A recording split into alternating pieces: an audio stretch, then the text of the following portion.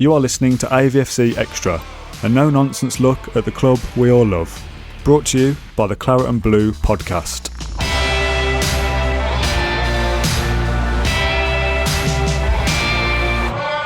Hello and welcome to AVFC Extra, another dose of Aston Villa into your podcast feed directly from the team at Claret and Blue.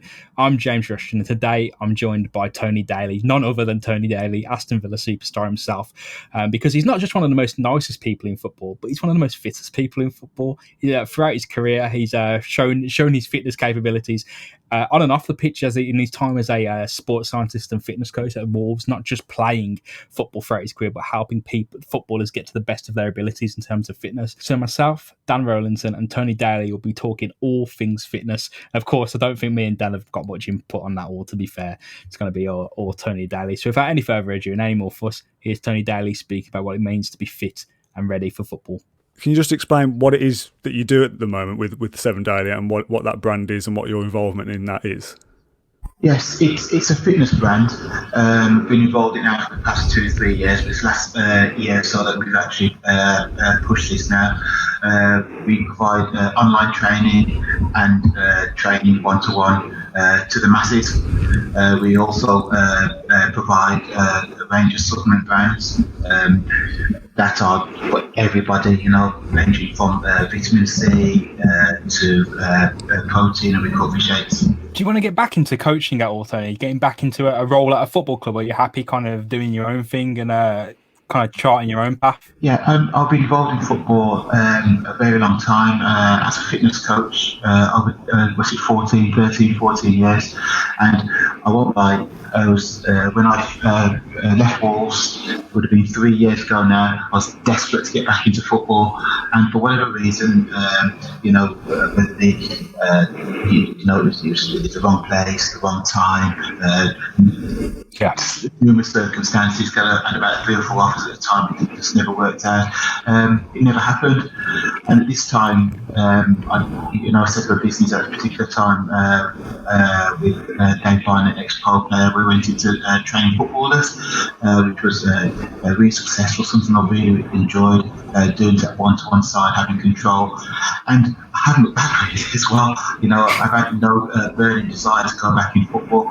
Do not get me wrong, if someone came calling, I'd be more than interested because it's a big part of my life and something I really enjoy. Training elite players, making that 1 or 2% difference, and having that environment, especially from a football environment, it's in your blood. Well, what I'll tell you now, working with Joe Public, and still working with some footballers as well, I get the best of both worlds at the present moment. It's something I'm really, really enjoying. Obviously, you were at Wolves, weren't you? I think it was a performance and fitness coach was your title then. How different was that in terms of dealing with footballers and dealing with people? Joe Public, like you just said, are they prima donnas, these footballers? Oh, absolutely not. You're working with people who want to strive to be the best. So the challenging thing is the other way around, where I'm working with the general public mostly now, and you're cajoling them to be that. The players, they want to be the best. They're coming for you for extra training. They have a buzz and a desire to be the best. And for me, the hard part is you're making only 1 or 2% with those players in terms of their strength, speed, agility. And that 1 or 2% could be a massive difference. Whereas working with who I'm working with now, the general public, as he put it, you can make 10, 20, 30, 40% difference in what they're doing with eating correctly, exercising correctly. But what I've tried to do is keep the same principles I had working with the league footballers, and in terms of the training regimes and fitting it into that, and it seems to work quite well. I've had very good success with it, so I'm really, really pleased how that's going. Nice. I think one thing you'd be pleased through your career is you said on a podcast you wanted to be the fittest person at the club that you was at, no matter if it was Villa or Wolves. You wanted to be the fittest guy at the club, right? So how difficult is getting to that fitness? I guess that starts at pre-season, right? How difficult is a pre-season routine? Pre-season routine for football players is one of the most, it's hard. It's kind of changed now. We're going through COVID now, pre-COVID, but in any sense, it's the hardest thing a player has to go through. Players notoriously hate pre-season. because of the workload that's there. It's now they train early morning, in the afternoon, and sometimes into the late afternoon as well, 3 times a week for the next 6 weeks. It's tough, but I remember my pre-seasons were brutal, especially under Graham Taylor. It was big, but I love pre-season. I was just crazy. I love the fact of the running, the strength work. That something I really, really crave for. And it was difficult. Always the other way. It's difficult for me to have that rest during that. I felt I lose fitness, which isn't the case now if I didn't do anything during the pre-season. So I used to work all the way through, which can be detrimental because you actually do need to work. But pre-season for players is really, really, really tough. But this is the groundwork. This is the foundation for the whole of the rest of the season. And if you don't get that right, if you miss training or you don't get the right fitness, you're playing catch up for the rest of the season. You've already mentioned fitness making it a 1 to 2% difference in football squads. It's almost become a little bit of a cliche that the minimum requirement should be that you run harder than the other team, but being fitter is a genuine advantage, isn't it? I think it is, and what happens before this was that the teams who come up, your Sheffield United, your Aston Villas, teams like that who are going to struggle against your Liverpools, your Man Cities, your Man Uniteds, the top teams. They are technically gifted. They're going to kick the ball 60-70% of the game, especially playing away from home. You have to be physically fit to chase the ball, win the ball, and everything else like that. But what's happened now is that those teams now, I've just mentioned, Man City, Man United, Liverpool, not only are technically fantastic, but also super fit as well. So they have that advantage as well. If you see them as well, when they lose possession of the ball, they're back on it straight away. They do not give you a breather. And it takes a lot of effort and hard work. And we look at the league side now, they haven't. Trust me, they haven't got the best players. They've got a really good team, a really good system, the way they play, and they've got a good team shape and everything else. But what gets them through is their high press, the way they press, they're consistent, not just defensively, but up front as well. Offensively, they're fantastic as well, and that needs hard training. That needs conditioning. The body has to be really resilient to that. The reason why Leeds probably for a couple of seasons before that struggled to go up, and the way they were playing the season before that is because the amount of games they're playing. I do believe that they'll do well in this league because of the less amount of games they have to play. Not so much keen with playing Saturday, Tuesday. They'll be able to keep that intensity going. Coming off the back of that, I wanted to speak about this idea of 100% fitness is full fitness. Like, Tony, what is full fitness? What does it feel like to be fully fit? And how long can you stay at full fitness? I'll tell you something now. I don't think there's any player. I can talk about myself and then talk about other players as well. Looking at the GPS data that we have as well. You're probably 100% fit. Probably, I would say, a couple of weeks in the season. The first mention you want to peak for the first game of the season. Even then, you're not, because it can take you 2-3 games to get in that. Then you put your body through a lot of stress and strain. You play Saturday, it's a massive game, you recover, sometimes a midweek game. So you're never 100%. But what you've got to be doing is, as long as you recover correctly, your nutrition's good, you get yourself up to as much as possible, but then you're always carrying injuries. You've got knocks, you've got bruises and everything else. You're never 100% fit. You might feel, you'll feel great today and everything else, but very, very rarely that you are. But when you do have that peak, when you actually do feel, you're 90, you're in that zone where you're 95% plus, it is a fantastic feeling. You feel you can run all day. And the thing now as well is, this isn't just guesswork now. All teams will have GPS systems. All players are monitored individually. They'll have all their ranges that have to go. Because it's not all about battering players. We go back to pre-season. It's not about battering players in terms of, you've got to run. Because I'll give you a perfect example. If you're doing a particular run and we know that centre halves, for instance, don't have to cover the same distance as your attacking fullbacks or your wide midfield players, for instance. So in any form of running, they would be doing not as many runs and not in the same intensities, or that they won't have to cover the same high distance run as the wide players do, because they have to be conditioned for that position. So, it's taken as individual as that as well. They've been looking at their football stats as well. So, for the current season, they know particular the player runs this particular amount of distances, covers so many sprints, and they'll be looking at that individual player, so they know that his stats are down. There's a reason. It's not fit enough. He's carrying an injury, so they'll go into it as much as that as well. It's time to rest the player as well. There's so many different ways of doing that as well, but also key is recovery. Most players now, once you get into the likes of November, December, it's all about just playing and recovering. The most important other people are the ones who the squad players, because they'll be just, they'll be involved and come on 10 minutes here and there. And it's difficult as well, because the manager might think, don't train him too hard, because we might play him on, say, a game Saturday, and he's supposed to do some conditioning work after. Well, don't train too hard, because we're going to need him on the Wednesday. And that can go on for 2, 3, 4 weeks before you know that player starts to get deconditioned. And then you bring that player into the game now, and all of a sudden you're wondering why. Well, he hasn't played for 4 weeks, should be running around like anything, and he picks up an injury, or he's not fit enough. That is the reason why. That's eradicated now, because no matter what, the players have to reach certain parameters, certain criteria to reach. So if they don't play a particular game, they know they have to complete certain amount of high-speed running, certain amount of distance covered, certain number of sprints, certain metabolic loads that they look at as well, to keep them in tip-top form. Even if they know that players can be playing on the Wednesday, for instance, or Tuesday following the game on Saturday, and he had about 30 minutes in the game, and that keeps that player in tip-top form.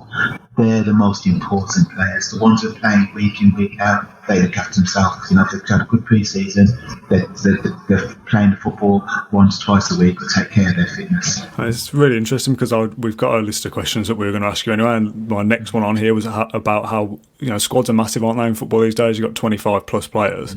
If someone is on the bench and fleeting in and out of games, like kind of Harrowhand for Villa is a perfect example of someone who will have 2 or 3 games and then be dropped a bit and then come back in again. How do you even get round that as an issue of keeping fit? Is it just down to the individual to have to put the work in the gym and stuff like that? No, absolutely not. The fitness coach or fitness coaches will be on to these players straight away. They will be given designated runs they have to do. So they'll probably have a training session, and in that training session, if they don't reach the right parameters, because they'll instantly tell them what distances they've covered, as we explained before, sprints, high-speed running, accelerations, decelerations. The fitness coach will take them aside and actually make them do additional if needed. Conversely, the other way, if they've done too much, you will tell them that's enough to do, or they'll tell them that they've done enough. But it's important that those players are kept fit for those particular reasons coming into games. And what you'll see now is that those players will remain in tip-top condition, not just that as well. They're not just condition-wise, but also strength-wise as well, which is absolutely critical. What happens if some of these players kind of don't enjoy that gym work? I guess it is hard. Not everyone is going to enjoy the conditioning work that goes into being a footballer, but they kind of understand the importance of it. It's like kind of your job spec, isn't it, to be fit for your matches and fit for training? So do they all understand the importance of it? I guess everyone's different, though, Tony. The players have to buy into, what the manager, how the manager wants to play, and it's no use player going, well, I don't want to do that. But you're not going to fit in the manager's team, because he wants you running up and down like this. He wants you to be able to get your accelerated decelerations, all those conditioning work, all that gym work. You have to do it, and if you don't, you're not going to be able to sort of tell the players you're not going to be in the team. And some love it, like self as a player. Others, it's hard work, but they do understand it and they work to do it, and they know they need to do it. And like anything else, there's players have a strength. There's players who just enjoy the football side. Some players enjoy the strength work and not so great in terms of the technical side and everything else. But in general, they will get that work done. So I think that's a lot harder then with the situation we've just been through a lockdown where the football season was kind of cut off and then resumed after a period. So how would have these footballers have kept that fit during lockdown? Very difficult. They would have been given, I think it's been noticed as well, they've been given programs to take away. But the difficulty with this was that they didn't know are they going to come back when we started. We go back all the way back to March, end of March when it was. Are they going to come back in 2 weeks? What we're going to be doing? So there was what you have to do when you have a regime in terms of football. You have a build up to when you're going to be playing, so the test increases or decreases depending on where you are. As a footballer, when you're coming back now during the lockdown, you know what you was doing. So the sessions were general. We just kept them ticking over in terms of that now, and that's good and well. But you've got to. The only way players can get fit to play football is to be doing sport-specific football sessions, and that's including with the ball. When I talk about conditioning, gone are the days where, you're running 10-mile distances through forests and up hills and everything like that. They really don't exist now. The majority of the fitness conditioning work is done with the ball, and of course there's going to be specific sessions where in terms of where you want to get your high speed running and where you are going to specific high intensity running and sprints. But in the main, it's done in a football environment, and of course the players were not able to do that. So my biggest fear was that yes, the players have kept to maintain the fitness because they would do. They've been given specific programs. Was the fact that they had 2 weeks really to come back and start post lockdown. And my biggest fear was players picking up injuries. That was the one, and it was natural as well. So I think everything was done regarding that. The 5 substitutes, for instance, was fantastic for me. It was an outstanding thing to do. You saw the beginning of the games. The games were like practice games as well. Yes, the atmosphere didn't help, of course it didn't. But I had the opportunity actually watching the games live. I was doing commentary for Villa at that particular time and watching the game at Villa Park. And the first couple of games were literally like a pre-season game. There was no intensity to the games. But as the season progressed, the post-lockdown season progressed, the players became fitter, stronger, and it got more into where they were at that particular season. But yes, it's been very, very difficult. And even now it was as well, because the way the season had been spaced out. They finished there, they're back again, but they didn't play many games and many pre-season games at that particular time, because where players really do get their fitness.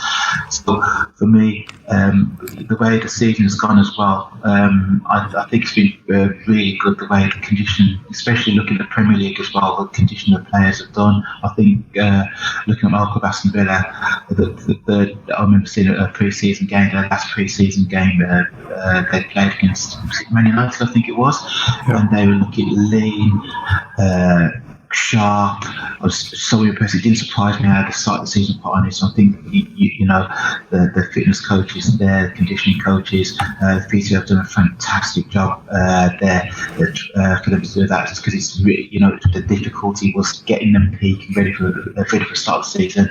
And I thought, looking at Aston Villa, I think they were outstanding, and they looked lean and hungry. With the way that football came back with Project Restart and the shortened pre-season, do you think that from the outside looking in, I think there's 2 ways that goes? Either players didn't really lose any fitness over the summer because they carried on playing so many games, so that shortened pre-season means that they're already ready to go for this season, or that they didn't have a sufficient break, and that means that they might be more susceptible to injuries now. Which side do you think is more likely to fall on this season?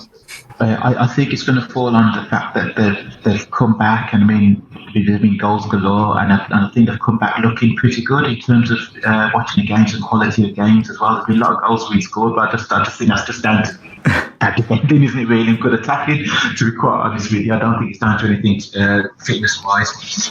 So that shorter break has probably helped the players there. But what you're going to find near the end of the season is if but I'm sure that the squads are big enough now and you can manage those squads, it's going to be a bit of a lull in terms of burnout. I think players are going to be starting to feel a bit more tired than they were because they didn't have that they've really played continuously. If you look at it really as well, with those shorter breaks they've had. So that's my only bit of fear really as well. And it's going to be obviously if you look at Jack Grealish, you want him to play for Villa. Harry Kane want to play for Tottenham because they're focal points, they're the pinnacle of both teams. And if they're losing them near the end of the season through injury, so it's all about management of those players, and I'm sure they will be managed throughout the season. That's the importance of those squads. There's no way you've got freaks like Ronaldo and Messi who can play a full season as well, and I've done that for the last 5-6 years, and playing every single game. But in general, the players need to be managed really well in terms of their training loads. Something that I've always been interested in, as obviously not as a footballer, and it isn't what is it like to score a goal or anything like that. It's the medical process. I don't know whether I'm a bit of a nerd for even wondering about this, but obviously you've been on both sides as a player and then as a fitness coach as well. What actually goes into a footballer's medical? Is it difficult? Is it hard work? It depends really. I say it's hard work. I mean, it's not hard work in the sense of like you're doing something where you're doing a pre-season, but on a sports science side, I mean, obviously the players have the usual scans and certain exercises they've got to do to make sure that there's no pre-existing injuries and stuff like that. For a player myself as well, we, for instance, see how they are in terms of their fitness levels. They'll have a VO2 max test or some other test similar to that. They also have strength tests as well, balance and agility tests as well, to make sure that everything's in working order. So they are very, very comprehensive. We look at as well, we get data. I would get data from the sports science department from that previous club as well, in terms of the amount of games they play, the training loads, and if possible as well, if we get access to their GPS loads as well, in terms of the intensities that they'll be playing as well. But it is very, very comprehensive in terms of the stuff they have to do. And don't get me wrong as well, so long as the player, I mean, you might have a concern where for instance, Gareth Bale, for instance, I know he's carrying a knock and everything else, but he hasn't played for 4, 5, 6 months in terms of any real zest with Real Madrid, and I think he's got an injury. But the big factor for him now is they can't just throw him into games because of the intensity of the Premier League as well. He has to be looked after, so he's going through. Yes, he might be carrying a little knock as well, but he's gone through an intensive training period, so he can make sure he can have the rigours of the rest of the season. So you'll see Gareth Bale, in Chipoff as a sub, then he'll play 75 minutes, and then, he might be taken out of the game and play a full game, and he might be rested to get him through that particular season as well, because it's important that they stay fit. So his medical would have probably showed for him as well. Yes, he's probably carrying a knock, but also as well his conditioning levels as well. It's one of the reasons why you're not going to probably see Gareth Bale to probably the end of October. Obviously, I know that you don't drink or anything like that, but you played in a time where football got more serious, for want of a better word. I've put down that the pre and post Arsene Wenger, that he came in and almost revolutionised the sports nutrition and how footballers were managed in terms of their fitness. What was that change like, playing in the late 80s, early 90s, and then onwards? Yeah, I think it's very difficult because at that particular time, it wasn't easy for me. I was a young player at that particular time, and you just go with a young player. You just go with it. Okay. We kind of steak and chips for pre-match kind of thing. We've got a bit easy pasta and chicken, whatever it was at that particular time that we had. But so you just run with it as a player. You're told it's good for you, but it's the old school players as well. I've always done this. I've always gone for a drink on a Tuesday, a blast out on a Tuesday kind of thing like that. And what happened is, when everyone was doing it, in the early 80s, pre-Arsene Wenger, that particular time, everyone was on even keel. Arsene Wenger coming in and revolutionised the way people trained, the way nutrition was important, how hydration and keeping fit and doing things right, getting the right amount of recovery, right amount of sleep. And all of a sudden, Arsenal just gone whoosh like this, and all of a sudden people are going, hang on a minute, and I'm talking, that's only 1-2% difference, but that's enough for them to make a massive difference in terms when you're talking elite athletes. to us non-athletes anymore as well. That's not really a great change, but in the league world it is. So people had to match that. So clubs started to go, hang on a minute, what's the difference? What's he been doing? So it's really important that the clubs, that the players understood that. It was difficult. Some clubs didn't, because most of the teams were made up with old heads, old pros who do anything to try and avoid that. To be quite honest with you, I've seen it with my own eyes, and those are the ones that fell by the wayside, whether the released from clubs or whatever, or did get in the team. Then those did that embraced it, felt the benefits. Fitness became an important factor in football, because it is. There are many a player with fantastic talent, and but can't get around the field. If you've got somebody who's running rings around you in midfield, and you haven't got the ability or the agility to get around, you'll get found out, no matter what ability you've got technically as well. So the beauty of the better players are the ones with that agility, that technical ability, and can get around the football field as well. They used to talk about those are the better players, and that's what's happened now to football. Football now is a game of athletes, great athletes. Whereas before now, to some extent, you've got a team where, technically some players aren't the best, but they're great athletes and can make a great living at the game because of that, because of their athletic prowess. But the best ones are the ones, who've got that, and, have got great technical ability as well. I mean, I look at Ollie Watkins, for instance, as well, and everyone's talking about this. I've gone on record saying, spent a lot of money with him. But I saw someone as a natural goal scorer. Everyone talks about scores goals, yes, but I see an athlete as well. You see his movement, the way he runs, his physical presence as well. He's really strong, fit lad. He's got all the attributes of Calvin Lewin as well, the same as well. He's of Everton. He's a fantastic athlete as well. So he's added to the fact he can score goals as well with his physical abilities.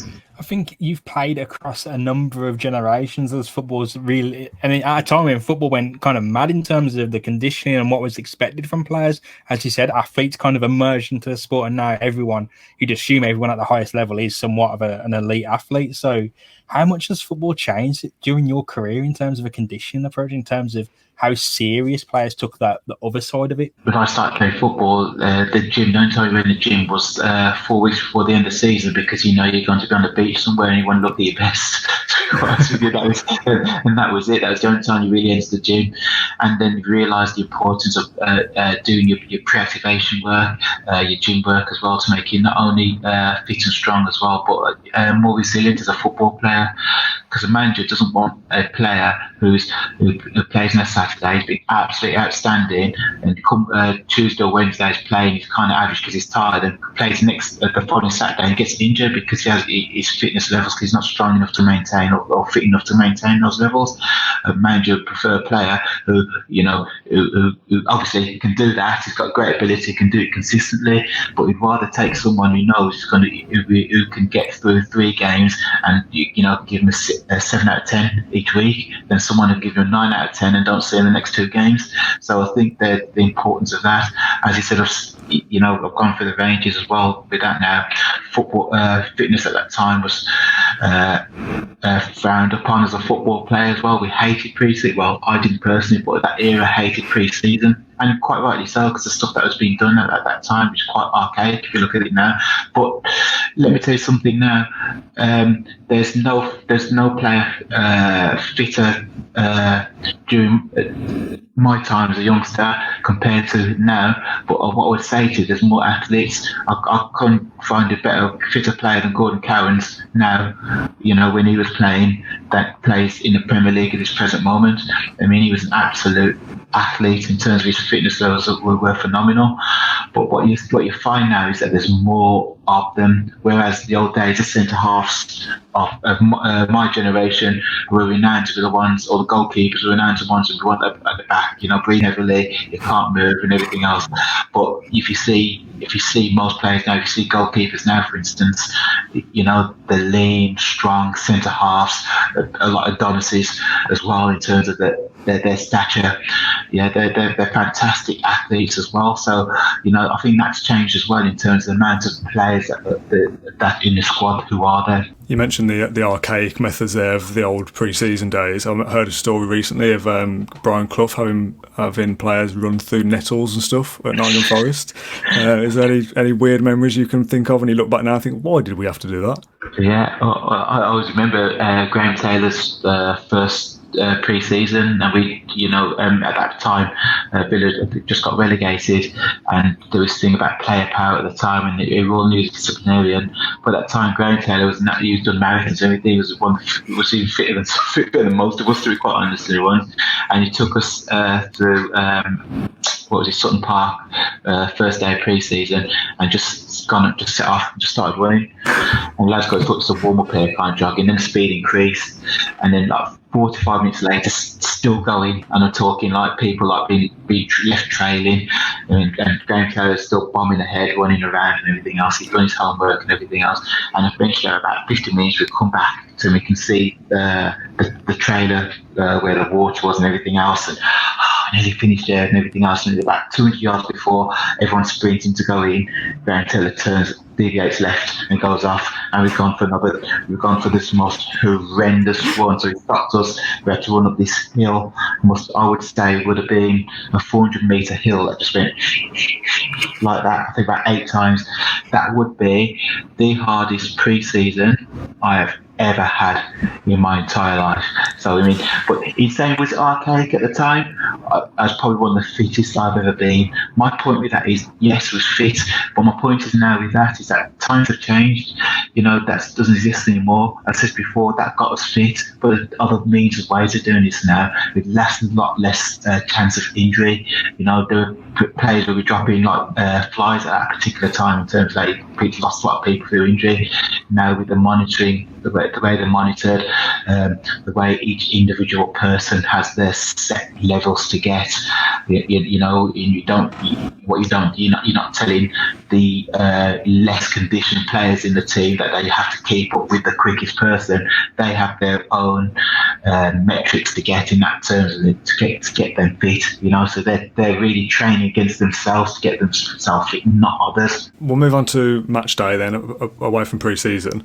What does a match day look like for a footballer? How much of it is planned in terms of you need to get this much sleep, you need to eat these things, this is what the warm-up looks like? What do you remember of that? People talk about match day -3, match day -2, match day -1. That's how much planning goes in terms of the amount of training, the amount of intensity, what food, what supplements are going to be having. Whereas if we talk about this day and age now of elite athletes, elite footballers, they'll have their supplements set out ready for the match day. You've got to be taking this is the right thing for you in terms of training, the right intensity. They've already sorted out with the coaching that they've been planning the week, what the training session is going to be, the intensity of the training session, what team's going to do, what the rest of the squad members what they're going to do, what each individual probably needs to do in terms of their own metrics. Again, we talk about food as well. They eat diets now that are specific to them. So in the actual canteen, I call it a restaurant now in terms of the foods that the players have. They'll be given specific diets as well in terms of what they can't eat. And don't get me wrong, it's a variety of food. It's not boring food as well. I'm going to Villa Park last season. The trainer at Bodmore Heath there last year. And the food there is first class and of a good variety, but it's set out specifically to the needs of that particular day, whether it's a couple of days before training where they need more carb-based foods, or if it's gone, it's early on a week in terms of recovery where it's more protein-based as well. A lot goes into it in terms of that, and 24 hours before a game as well, before match day as well. Obviously, the training is virtually nothing in terms of intensity.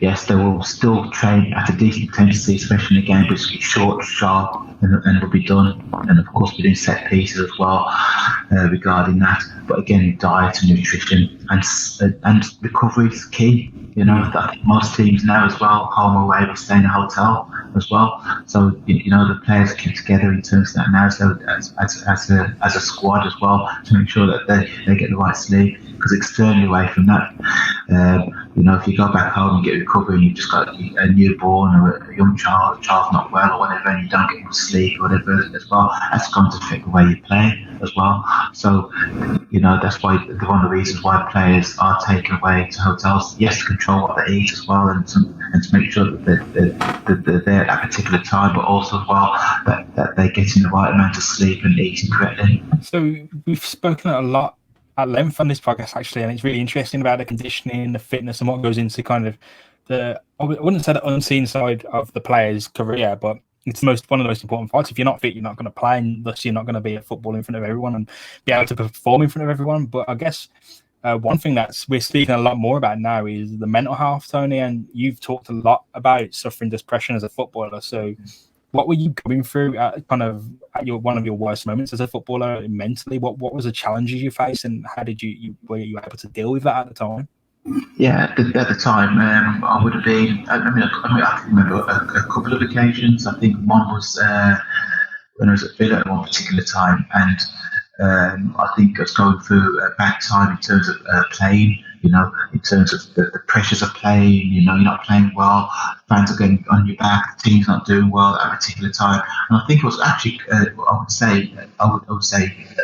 You know, in my mid-20s at that particular time, early 20s at that particular time, and it was a taboo to even talk about because of footballers. You're fit, strong, healthy, macho. You know, you earn great money. You what boys have you got? You know, when you just got there and perform, and you know you get adulation of the crowd. It's a fantastic thing. But that isn't the case.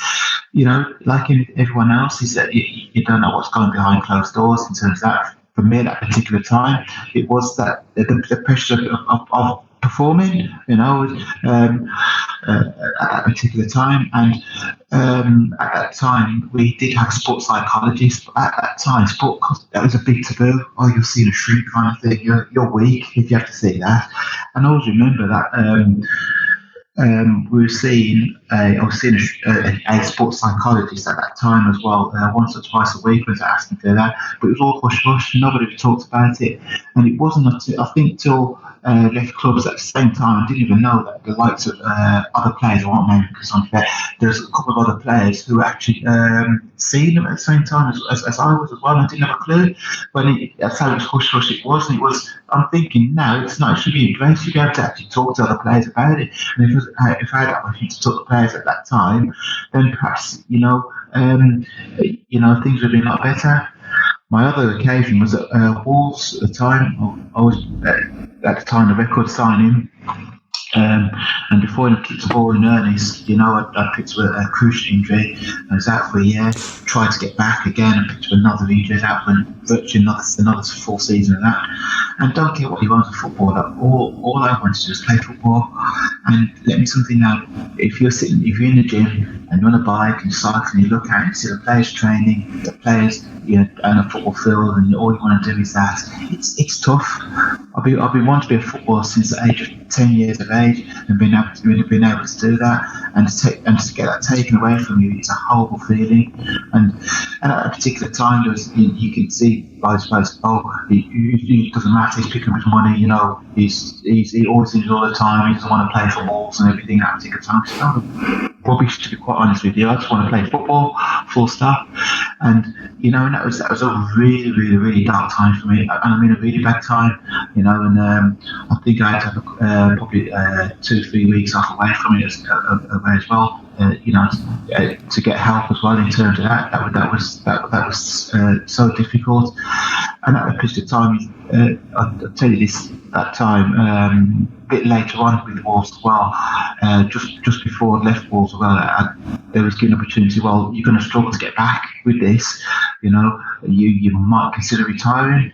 You know, and I didn't want to take that option. I mean, I was insured at a particular time as well, and could have took the easy option and done that. But for my love of the game, I wanted to play. I didn't want to have any regrets of doing that. So I tried to come back from that as well. That was my third year at Wolves, or the year before that, and and it was. Don't get me wrong, I think Wolves were fantastic to me there as well. I mean, to quite honestly, it was a great place, but at that particular time, it was really, that time was a really, really dark time. And players now are going through that as well.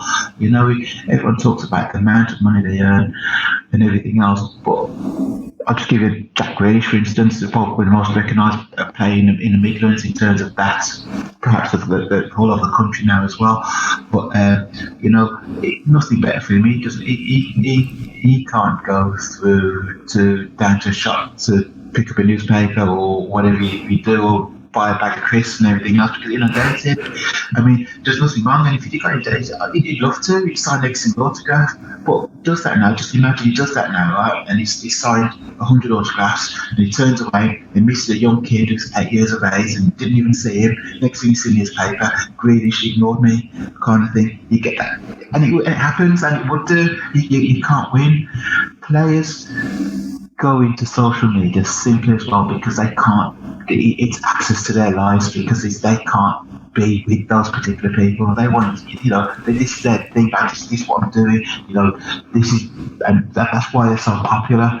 But it's because of that as well. You get certain keyboard warriors as well, and make their life difficult. It's a hard thing as well for them as well, and there's nothing depressing in whatever you're saying as well. To be abused, whether it's racially, whether it's whatever reason, or the fact he plays, is for me bang out of order, and it does affect you, and it can affect you as well, because for the 1,000 people who say lovely things about you or whatever, it don't take one person like that, and it can get you down. Sounds like the YouTube comments, Tony. That's what happens to us. You only get one negative comment, and you go, I just want to go back to being injured for a moment there. Obviously, you can't speak for other footballers, but someone who's so into their fitness, is it more frustrating for you when you get injured, because you know almost what your body needs to recover, and you're thinking, I'm going to be out here for so long, and you understand the physical process? I don't know if I'm unique down regarding that, because I remember when especially when I was at Wolves, and I was getting treatment, one of the reasons I become go to sports science and fitness was simply because I wanted to understand how the body works. So, if I picked up my knee injury and everything else like that, it wasn't a case, okay, the physio go, well, yeah, you need to go on a bike for 15 minutes. Why do I? And it wasn't because I didn't want to do it. Go, tell me why. I wanted to know the biomechanics of it. Why you said 20 minutes. The analogy, everything you need to know about that.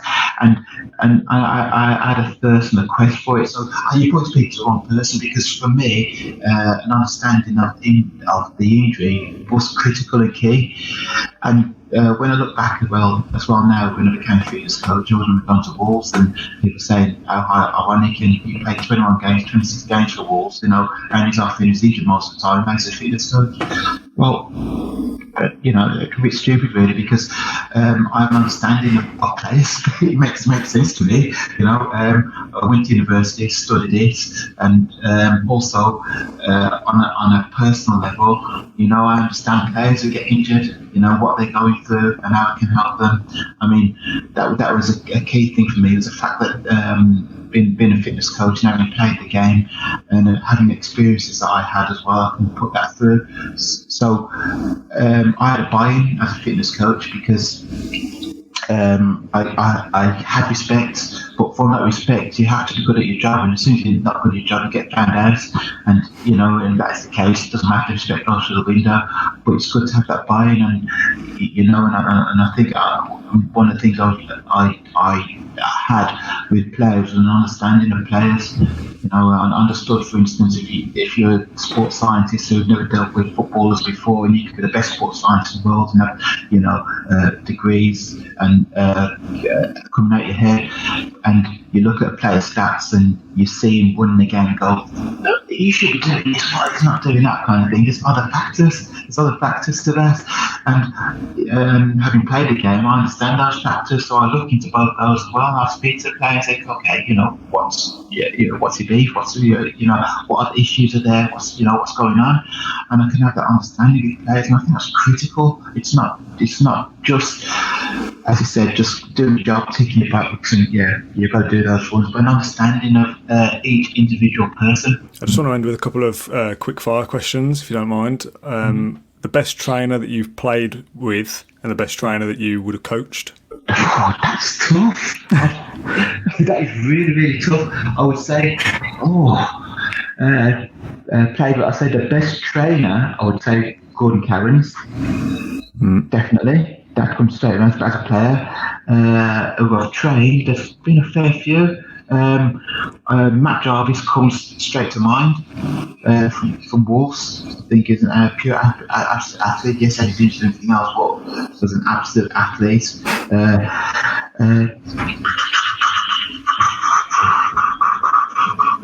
Andy Keogh, these ones ring a bell in terms of fitness levels as well. Carl Henry, Wolves as well. Wolves captain at a particular time. Absolute athlete, and he was one as well. He was a natural athlete as well, because he was the ones who would actually give me extra stick for. He'd be the one in my ear all the time. What are you doing this for? What an athlete he was, you know what I mean? He was fantastic. But there's far too many. The beauty of being involved in football at a particular time, and as we say, I find it difficult, is because I think it's a rarity to actually say that there wasn't really a bad person in terms of fitness. The people I work with at different varying levels were strong at different things, at different fitness levels. What we want to do here, Tony, is ask who is the worst trainer, but I think we've been on positive vibes all this episode. So what I wanted to spin that and say, maybe he was the best player on the football pitch, but not maybe the best trainer who was able to kind of turn it on the football pitch. I can tell you who the worst person I have straight away as well, because a player called Christian Narde, he was